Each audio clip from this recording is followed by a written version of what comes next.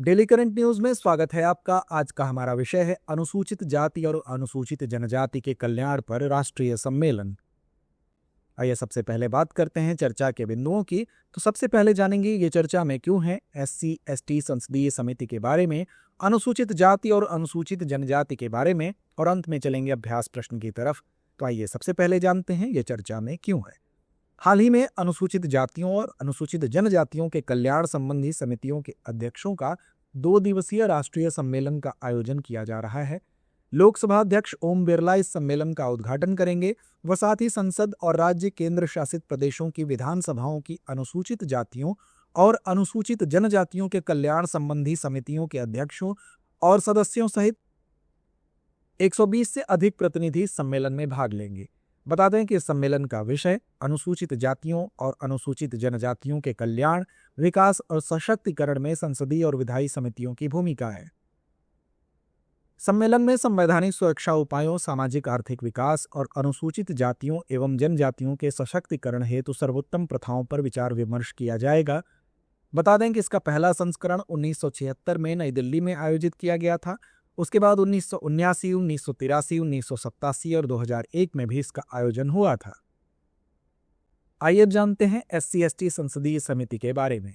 यह समिति अनुसूचित जातियों एवं अनुसूचित जनजातियों के लिए संविधान में निहित सुरक्षा उपायों तथा कल्याणकारी योजनाओं के कार्यान्वयन की निगरानी हेतु लोकसभा में गठित एक महत्वपूर्ण संसदीय समिति है।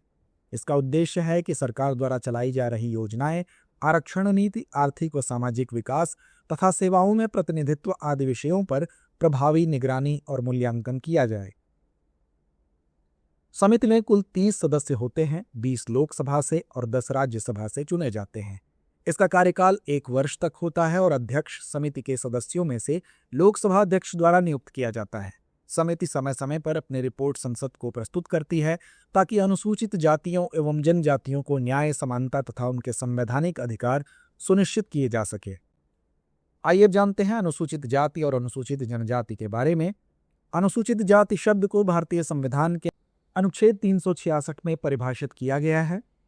अनुच्छेद 344 के अनुसार राष्ट्रपति संबंधित राज्य के राज्यपाल से परामर्श करने के बाद उस राज्य या केंद्र शासित प्रदेश के लिए अनुसूचित जातियों को अधिसूचित कर सकते हैं। अनुसूचित जाति शब्द को पहली बार भारत सरकार अधिनियम 1935 में शामिल किया गया था, जिससे कानूनी और प्रशासनिक ढांचे में इसकी मान्यता को चिन्हित किया गया। अनुच्छेद 366 अनुसूचित जनजातियों को जनजातीय समुदायों या उनके भीतर के भागों, समूहों के रूप में परिभाषित करता है, जिन्हें संविधान के अनुच्छेद 342 के तहत नामित किया गया है। अनुच्छेद 342 के तहत भारत के राष्ट्रपति को संबंधित राज्य के राज्यपाल के परामर्श से प्रत्येक राज्य या केंद्र शासित प्रदेश के लिए अनुसूचित जनजातियों को निर्दिष्ट करने का अधिकार है। तो आइए अंत में नोट करते हैं आज का अभ्यास प्रश्न। अनुसूचित जाति और अनुसूचित जनजाति के संदर्भ में निम्नलिखित कथनों पर विचार कीजिए। पहला, अनुसूचित जाति शब्द को भारतीय संविधान के अनुच्छेद 368 में परिभाषित किया गया है। दूसरा, अनुसूचित जाति शब्द को पहली बार भारत सरकार अधिनियम 1935 में शामिल किया गया था।